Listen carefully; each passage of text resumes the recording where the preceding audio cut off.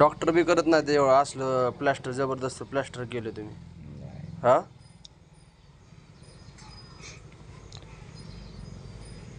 शिरवळमध्ये जोगळेकर हे त्यांना माहिती है ना.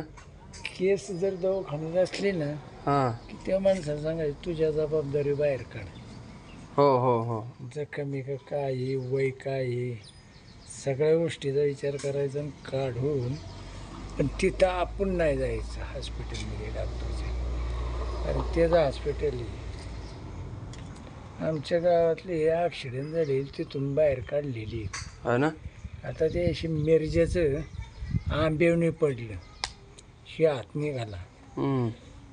4 का 5 वाजता पडला आणि रात्री 11 वाजता आमच्याकडे आणलाय. जोगळेकरांनी 5-6 हजार रुपयाला झोपावलं. डॉक्टर झोपावतात. सलाईन लावलं, सगळं केलं. म्हणला उद्या डॉक्टर येईल त्याचं ऑपरेशन करायचं.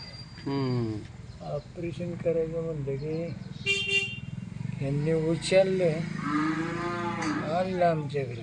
तुमच्याकडे डायरेक्ट नारळाच्या वरती तो हात सुजलेला.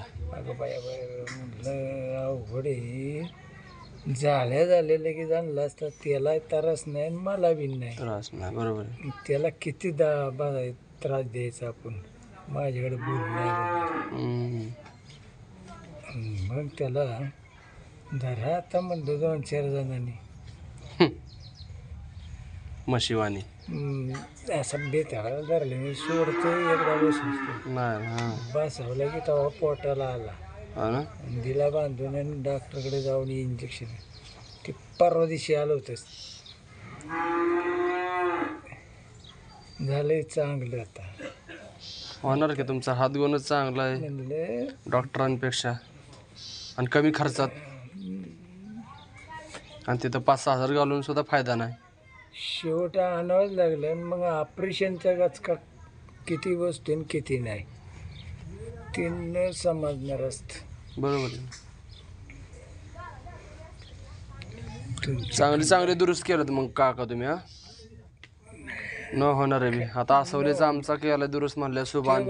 कधीही गाठ पडू द्या त्याला म्हणायचं, मग तुम्हाला सांगणार बरोबर तो कसं काय करायचं ते. आता 8 महिने कसं व्हायचं. 8 महिने वैतागला.